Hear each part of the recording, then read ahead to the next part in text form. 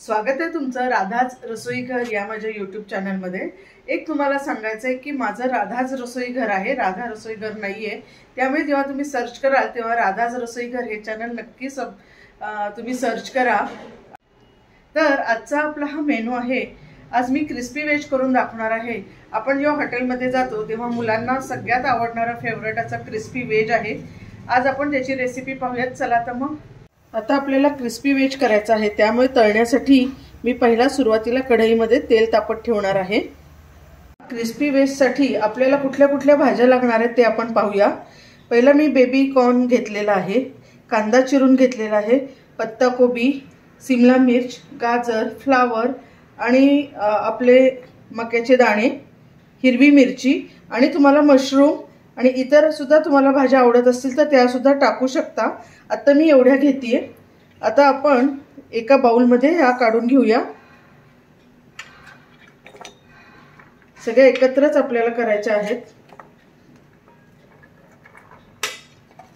आता आपल्या भाज्या सगळ्या झालेल्या आहेत, मिरची पण मी चिरून टाकलेली आहे।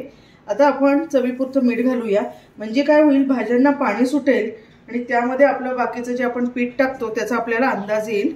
मीठ टाकून झालेलं आहे आणि आता त्यानंतर आपण जिंजर गार्लिक पेस्ट टाकायची, आलं लसणाची पेस्ट साधारण 1.5 चमचा घेतलेला आहे। आता मी विकतचीच पेस्ट टाकलेली आहे, तुम्ही घरची सुद्धा टाकू शकता।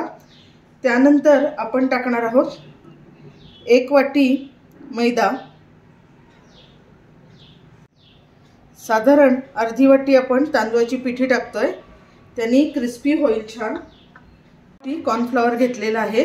आता हे सगळं आपण एकजीव करून घ्यायचंय, कोरडच घ्यायचंय, आत्ताला पाणी टाकायचं नाहीये, जसं लागेल तसं आपण पाणी घेऊया।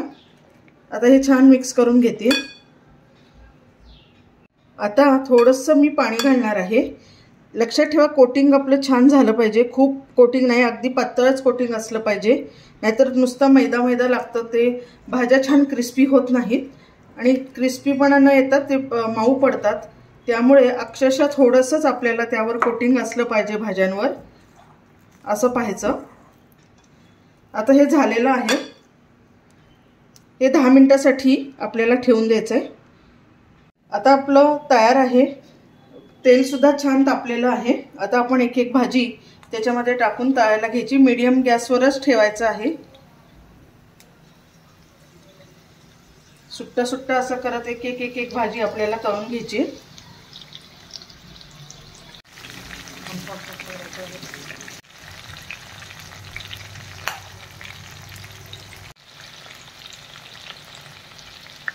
थोडंसं एक बाजू झाली की दुसऱ्या बाजूनी पलटून घ्यायचंय, म्हणजे सगळीकडून छान तळलं जाईल। आता भाज्या छान क्रिस्पी झाल्यात, पहा, हे पहा।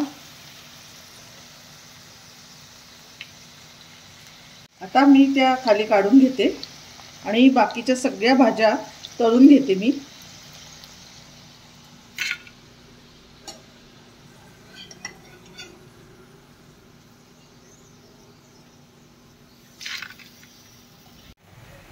आता सगळ्या भाज्या माझ्या तळून झालेल्या आहेत, हे पहा, अशा मस्त किती छान वाटतंय।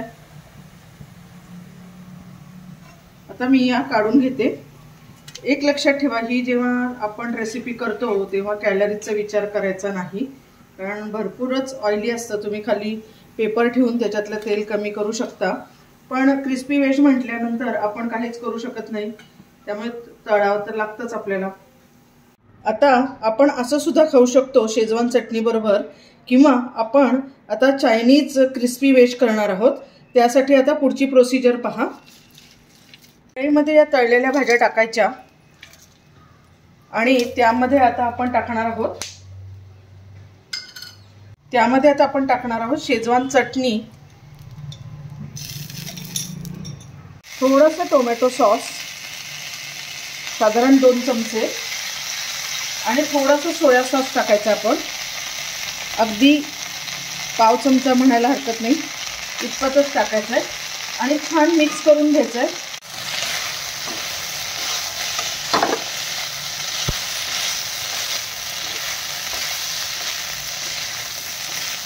पटपट पटपट आपण हे आता मिक्स करून घ्यायचं आहे आणि जास्त ठेवायचं नाही कढईमध्ये, पटकन काढून घ्यायचं, नाहीतर ते मऊ पडतात. गॅस बंद करून खाली आपण सर्व करून घ्यायचं आहे. खाण्यासाठी तयार आहे क्रिस्पी व्हेज आणि चायनीज क्रिस्पी व्हेज. तुम्ही मस्त करा, एन्जॉय करा, खूप छान लागते. बघितलं ना, करायला किती सोपी आहे. टेस्टी तर आहेच, पण शिवाय जेव्हा आपण आता हॉटेलमध्ये जातो तेव्हा खूप पैसे देऊन आपण ही डिश घेतो आणि आपलं मन पण भरत नाही. त्यापेक्षा तुम्ही ही घरच्या घरी करू शकता. अतिशय सोपी आहे. तुम्ही पाहिलीच ही कृती, त्यामुळे नक्की करा. आणि एक करायला विसरू नका, राधाज रसोई घर हे माझं चॅनल नक्की सबस्क्राईब करा आणि तुमच्या ओळखीच्यांना शेअर करा. Thank you very much.